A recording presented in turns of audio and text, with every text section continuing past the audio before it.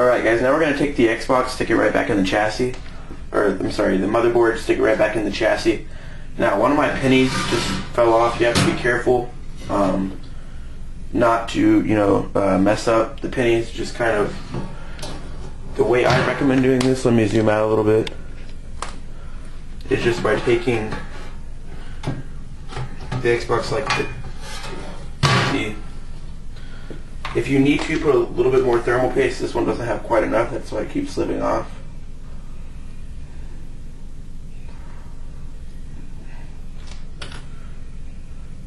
You shouldn't have to let this,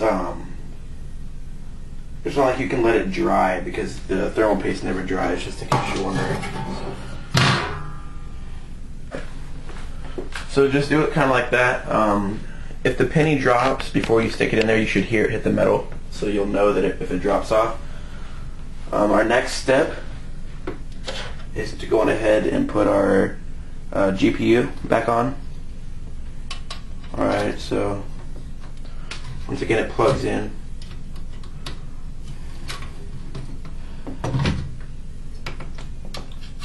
And sometimes the Xbox doesn't want to go down as much as it used to because the pennies are under there. So what you may need to do is just kind of push the motherboard down, not too violently or anything, but push it down to where the plugs will still go in. Alright, after a little bit of maneuvering, I got that GPU chip back in. Now you're going to need to take your T8 screwdriver and your 3 black screws that belong. Now guys, don't worry, you don't have to have like the same exact black screws back in the same exact spot or anything like that. Just make sure that you have the silver screws where they need to go, the black screws where they need to go, and the long ones where they need to go. And it's not that hard because the long ones only fit in the spot where they're supposed to go. The silver ones only fit in that spot.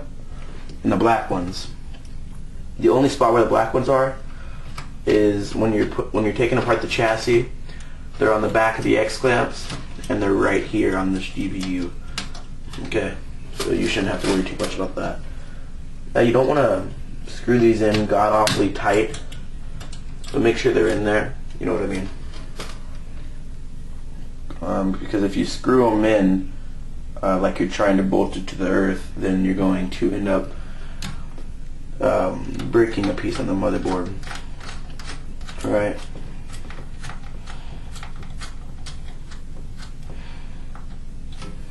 Alright, so we've got that back in. Our next step is just to go on ahead and stick our fan back in. And actually what we're going to do here is we're going to put our fan back in, but it's not going to go in the same spot. And the reason it's not going to go in the same spot yet, and the reason being is because we have to overheat it, and if I was to put the fan right back where it's supposed to be, then it would just cool the whole thing down. So what we're going to do is just kind of take, as you can see, the Xbox is like, looks like it's in complete disorder here. Alright, so if you decide, make sure if you have like a wireless connector or something on your Xbox, take it off. Well, you would have already have done that, but don't put it back on, because if the Xbox catches you, or if Live catches you without your disk drive plugged in while your Xbox is on, then they will ban you from Live because they think that you're modding for some reason. Okay, so you're going to go on ahead and hook the Xbox back up entirely and let it overheat. Alright, now all you have to do is, once again, also just snap this little white thing back on the GPU chip. Okay, plug your Xbox in. I'm going to plug mine in. I'll come back when I plug it in. Alright guys, I'm back. I plugged it in. Now I'm just going to turn it on. Don't by any means expect this thing to be fixed.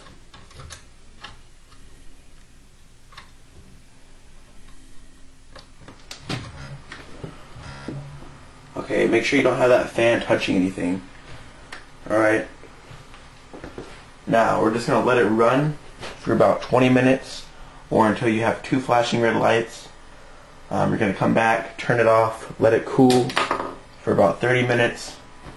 We're going to finish putting it back together, and then we're going to turn it on, fire it up, and it should work. Alright, so I'll be back once it has, I'll show you when it overheated, and I'll come back once it's cooled. Alright guys, so mine is overheated now. As you can see, 2 flashing red lights means that it's overheated. Now what we're going to do is let it cool down for at least 20 minutes. That actually only took about 5 to 10 minutes. It doesn't take a long time. So just let it cool down for about 20 minutes and I'll come back. Alright guys, it's been at least 30 minutes now.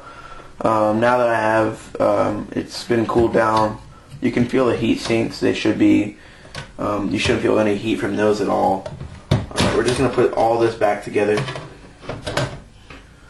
Okay, so we're going to start out by putting the fan back in. The labels should face the outside, alright? So, just in case you guys are wondering, that's where the fan goes back in. You're probably going to need something to pry with.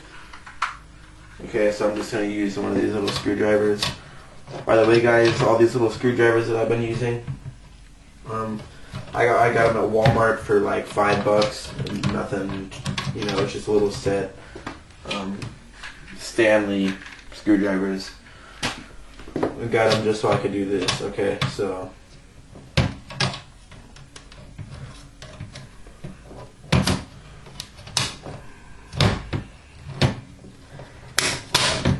alright, so the fan's pretty durable, so you don't have to worry about like breaking it or anything unless you like thrash it along a dirt road or anything. You're not going to break it. Okay, so you get the fan back in. Next, you take this white piece that serves practically no purpose. You know, actually, the white piece, it looks kind of like it serves no purpose, but really what it does is it takes air and goes straight from the heatsink to the fan, so it all goes out and you don't have air floating around in there, hot air. Okay, so it does help, but it kind of seems quite pointless actually. Okay, this disk drive should just kind of set right back in. Here we go, now it's back in. Okay, so the next step is just to take the piece of metal with the sheet on it, stick it right back on.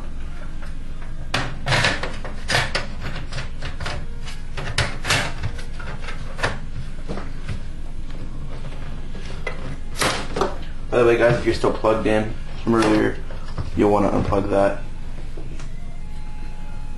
Now what you're going to want to do is take the eject button that you took off earlier. One time I forgot to put the eject button back in, so I had to take the Xbox all the way down to this point and put it back on. So make sure that you take that eject button and stick it back in. Make sure it's clickable. Alright, from here we can flip it over, and this is the fun part. Now we get to screw about 30,000 screws back into the chassis. Okay guys, so I'm going to screw these in and I'll come back when I'm done. Alright, I put all the screws in. Now I'm just going to go on ahead and take this top piece and pop it right back on. You shouldn't have any trouble with this. And there you go. The Xbox is pretty much put back together. Now, all you have to do is snap these things back on. So take the faceplate and stick it back on. Alright, so here we are. We've got it completely back together. Now I'm going to plug it in and we'll see if it works. Here we go.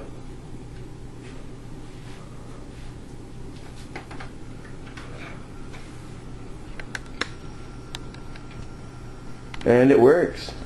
Alright guys, so that's the Xbox 360 fix. You can use either the X clamp or the penny trick depending on what Xbox you have. I recommend using both, but you guys have a great day. This was Tell You How. Please subscribe by hitting this button right here, and peace out.